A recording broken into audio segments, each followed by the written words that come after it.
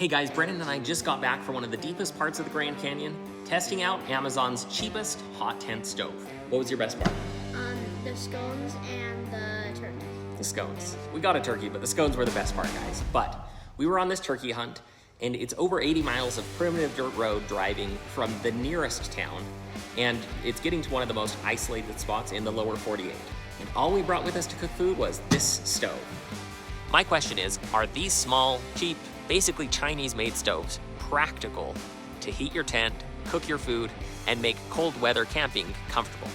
So for the next 3 days, I'm out here on the Parchant Grand Canyon National Forest, and I'm cooking all of my food on a tiny stove to find out if it will keep me warm and see how it keeps up with 3 days worth of meals for 3 people. And I've been wanting a setup like this for years. But guys, let's back up and talk about how we got here. I was on Facebook Marketplace when this camp stove popped up. They listed it for $120. They recently dropped the price to $100. I looked it up on Amazon because I always price check. I was surprised to find this thing was listed for $103. So set them a nice lowball offer, as I always do, but they turned me down. When I messaged them, they responded and asked me if I minded sending them a link showing them that lower price. I looked it up again and it had dropped from $103 down to $90. So $90 for this stove, and they turned me down. They said a couple of people were interested at the $100 price point. They weren't interested in going any lower. But I found a couple of options, a decent amount of reviews and good reviews at that. So real quick, we're gonna click and buy. Get rid of this one because it's 1 penny too much. I'll save it for later just in case. All right, I'm excited, guys. I've always wanted one of these. It's been something I've been looking at. I've just never bothered to buy it. So that's gonna be here next week in time for our Grand Canyon turkey hunt. So a lot of people have struggles with it when they light it. Just these in general, they say it smokes. This being able to burn super hot, I've been able to do this super clean, no smoke coming out the thing, and then plus small kindling. It's a little wetter than I'm used to, so we'll see if we can make that work all right. Oh, that's a wet piece.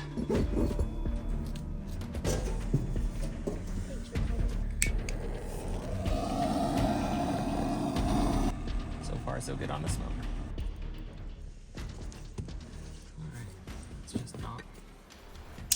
Starting up in there, but this stuff is wet. It's surprisingly. I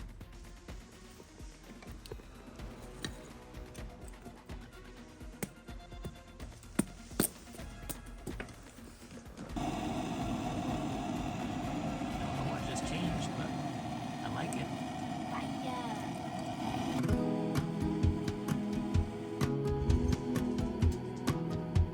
First dinner on the new camp stove. Charred smoked chicken. We're gonna heat up some fried rice, make it a warm dinner. So this has been heating up for about 10 minutes. We have a decent fire going. Now it's hot enough to have a sizzle. I don't know if it'll get too hot, but seems to be working. Just a little slower than, slower, less convenient than your standard propane. So far, so good. I think this might be doable, which is a really good thing because I didn't bring any other options for cooking food this trip. It's all or nothing on this bad boy.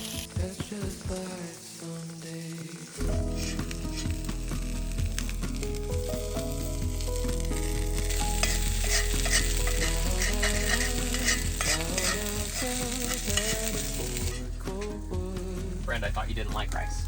I do. I don't like it that much, but I'm happy with what I have.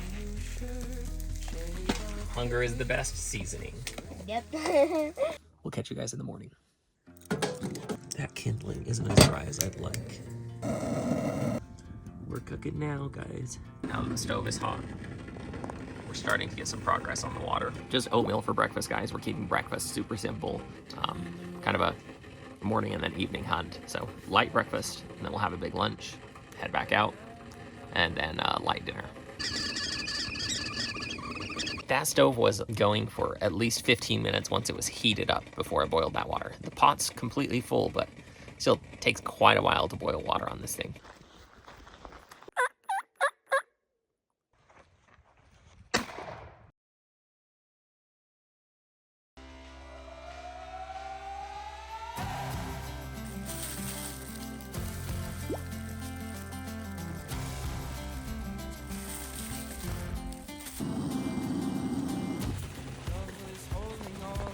What's that, Dad? Breadcrumbs.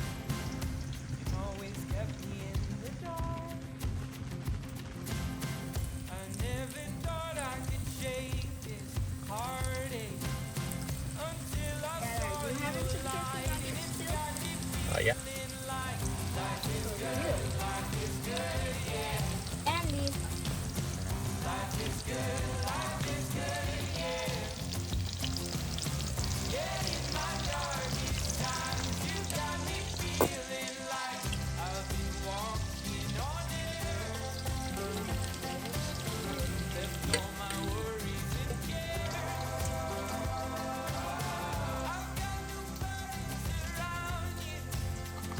Begin. Like, sorry. What do you think Good. of the turkey nuggets? Good. On this episode of Campfire Kitchen, we're using a pizza dough pack of basically flour and yeast, and we're gonna make some bread dough. With that bread dough, we're gonna make scones or fry bread. Because it takes about 30 minutes to heat up, we're starting by lighting the stove. I'm gonna heat up the water so that it rises just a little bit faster. It's gonna take about 3 of these logs worth of firewood to do our cook.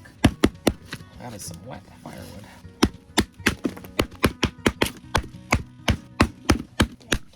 I decided that's a good way to cut a hole in my tent floor, so we're gonna cut the rest of the firewood outside. That's a little hot. That's about the right temp, I think.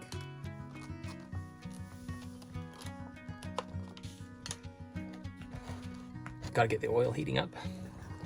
Using the other cast iron pan as a lid to expedite that process. The stove is cute, it's nice, it warms up the tent great, cooks food on it. It's just slow. It's a small stove, does not get enough heat to really be able to cook a lot on. It can't hold a ton of wood.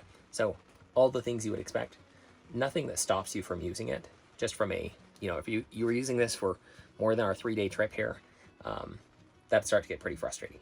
A lot of the times for kits like this, they use a dough conditioner. And what dough conditioner does is it expedites the, what is it called? It expedites one of the reactions, and the result is you don't have to knead it as long.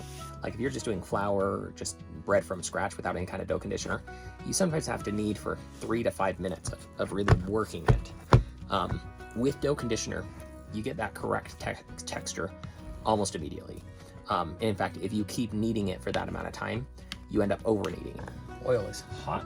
We're gonna let that cool off for a minute, and then we'll get to cooking scones. A little oil to make working the dough a little bit easier. Try and make it as thin as possible. This is initially pizza dough, and so that is working perfect. Try and get a nice big pan-sized, as thin as we can, scone out of it. Looks great.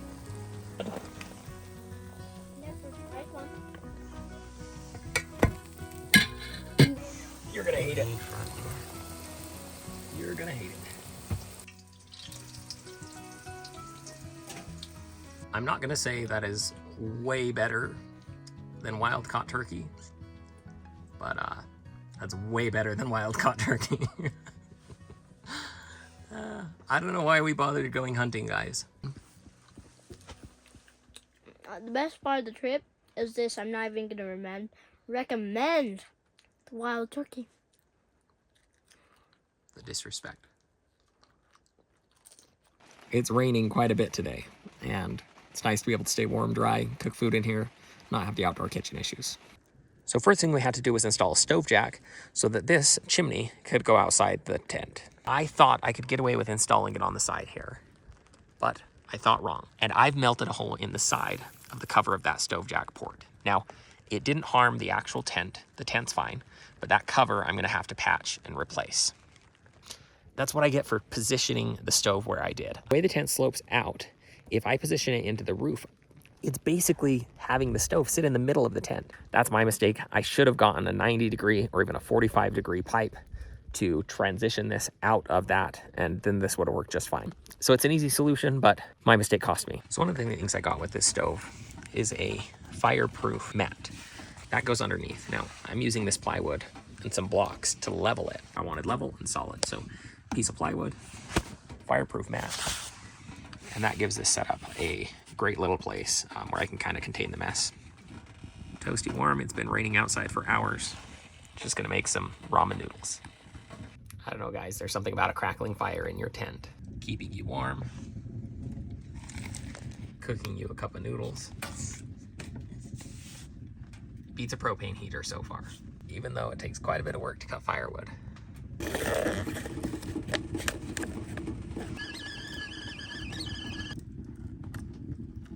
I think Samuel L. Jackson said it best. Jimmy, this is some serious gourmet. And Brennan can't be mad because I didn't swear. Also, Brennan's sleep.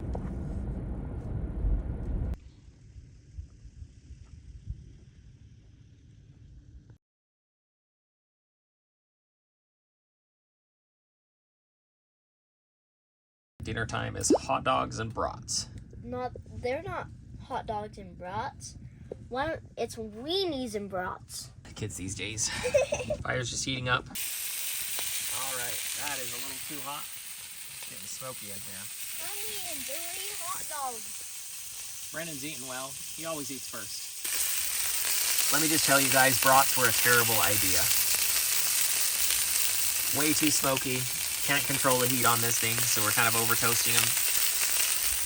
And now I've had to open the door, so now it's both cold and smoky in here, and our food is burned. So, not my best best move today, but we ate good earlier. Please don't tip my plate. Please don't tip my plate. Doing this one-handed is so haphazardous. A little honey mustard.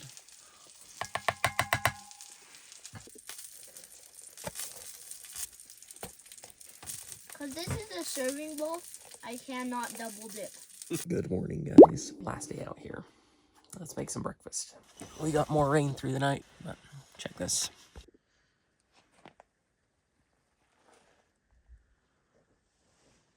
One of the things about this little stove, the firewood has to be tiny. You think you can put in 14-inch pieces because it says it's a 14-inch stove, but that's not the case. You actually want to be able to put pieces in there that are only probably about 8 inches long. So you don't think about it, but cutting a small piece of firewood is just as much work as cutting a big piece of firewood. You just get a quarter or even an eighth as much firewood in the stove, so you're cutting a lot. And I brought my little Works electric chainsaw, thinking we're not going to do that much firewood. And we burned through it. So all the battery this thing has, and usually, I mean, it does all right, wasn't enough for the job. So we had to resort to my Gobi handsaw. Now I've got blisters on my weak office hands from cutting firewood for that tiny stove. So be better than I am if you choose to use one of these. But this saw is awesome. Honestly, the Works saw is great. It's just, you need multiple batteries. Back to work after I messed around pretending to be a turkey. A female turkey.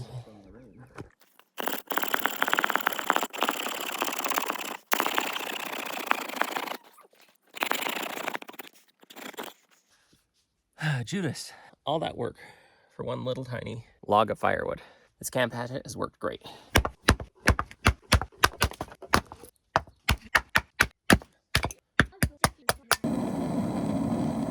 Having to light a fire for every meal takes quite a bit of time. It probably takes about 10 minutes to just light the fire, not counting the fact that it takes way longer to heat things up, get everything going.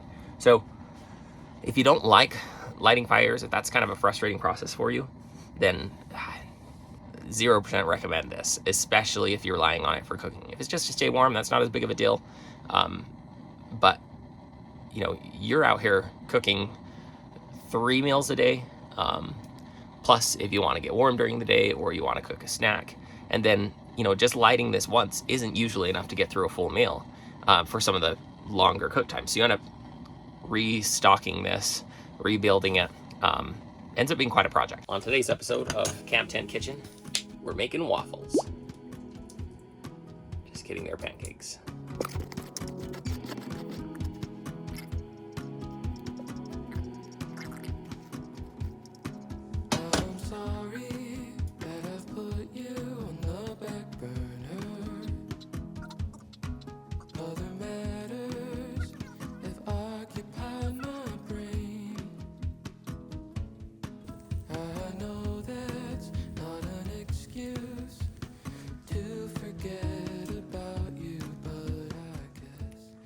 All right, and for a little ASMR cooking video today for you guys.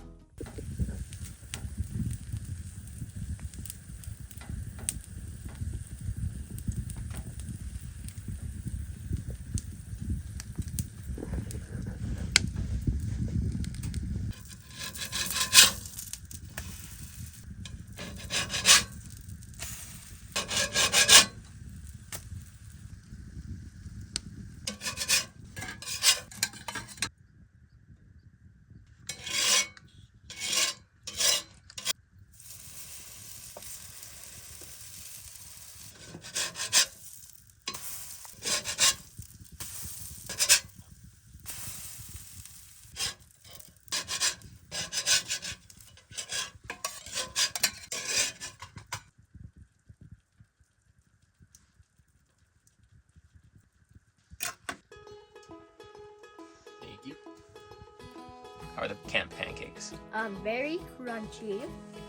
I like them because they're like fluffy inside, and you should probably try some out too. All right, guys, I repeat, do not try to use one of these camp stoves without one of these bad boys. You could do it, but what a pain. If your wood isn't perfectly dry, I don't think you'd ever be able to really practically make this work. Now, I've been drying out my wood on the side of the campfire as I go. So I'm maintaining a supply of pretty dry wood, but otherwise, this just would not be possible without a burner system to really be able to get the fire started.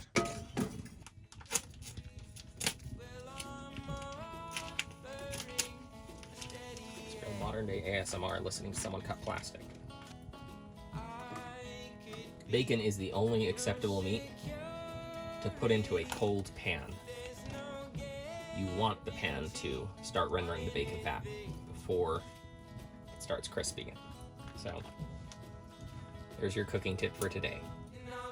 Pro cooking tip, since we use that term very loosely around here. According to Brendan, in movies, when you hear it raining outside, it's actually just bacon cooking. That's the sound effect that they use. I don't know if it's true. I can't fact check him because we don't have any signal. But you guys can let us know if you know better in the comments.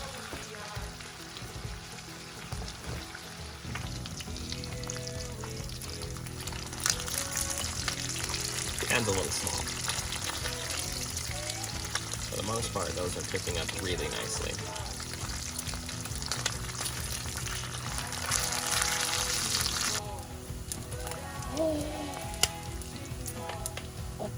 Crispy bacon.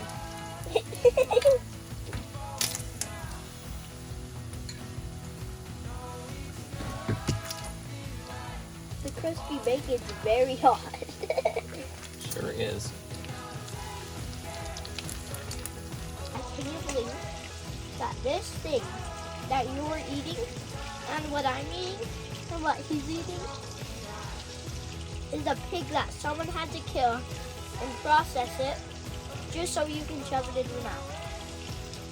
Just like that turkey we killed yesterday. Yep. You turned it into nuggets. Delicious. What do you think about this camp bacon? Better than home bacon. Don't tell Mom. No.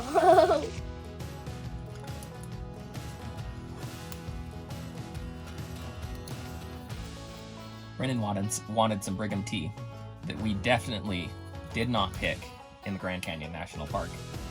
So we're gonna make some this morning before we pack up camp. All right, done removing the dark, barky pieces, just down to the green. Let's see if we can fit it inside the pot. Steep it in here. Man, I'm gonna regret doing this when I have to empty this pot.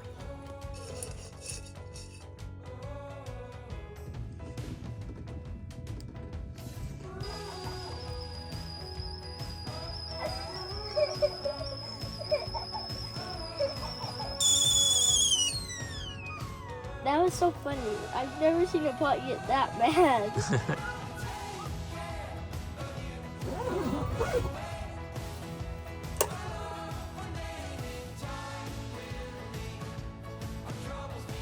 A little old-fashioned Brigham tea or Mormon tea. Cheers. Juice. How's it? Warm. Just like we like our tea. And I can't see anything through it. Tastes like Mother Nature. If you're wondering what a mistake looks like, this is what a mistake looks like. But it's a good thing I have that whole sized piece of canvas extra from installing this stove jack. So we'll do some patchwork when we get home. All right. Not that smooth of a cut job, but it should patch the holes. You can see the plywood burned underneath. Is it worth it, getting an $80 stove like this and using it as your primary cooking method? Really, it depends on what you're gonna use this stove for. There are a couple of problems and a couple of things I really liked. One, this stove works great. It keeps this tent super warm. Any bigger than this, and you really have to dampen it down to try and keep it from overheating the tent. It doesn't take up a ton of space. It's just overall been a really fun experience. I really enjoyed having this stove, but here's the problem. If you're trying to use it as your primary cooking source, it's cooking one item at a time, and it takes longer to cook everything. To get the fire going, get everything dialed, it takes quite a bit of work. Besides that, you can only cook one item at a time. You're really taking a lot more time in preparing your meals. Now, that's not necessarily a bad thing. We had some awesome food. Some of that turned out perfect. There are a few things I wouldn't repeat, talking about you, brats. Otherwise, it worked great. One of the things that made this a really positive experience, we got that turkey opening morning. And so we ended up having the rest of the day and a really easygoing morning today to just be able to sit here and enjoy it. Otherwise, I'd be having to get up an extra half hour, maybe even 45 minutes early to make sure that we were able to get our coffee, get our oatmeal, get our breakfast before we got out the door. If you're out here really hunting hard, that's not necessarily what you're here for. In this case, we got that turkey, we've been able to enjoy, relax, have some fantastic food, but from its efficiency perspective, it's not going to get the job done in a quick manner. You're spending quite a bit of time. You decide whether that's what you're looking for or not. If you want to see us catch a turkey at the Grand Canyon, go look at this video. Don't forget to like and subscribe.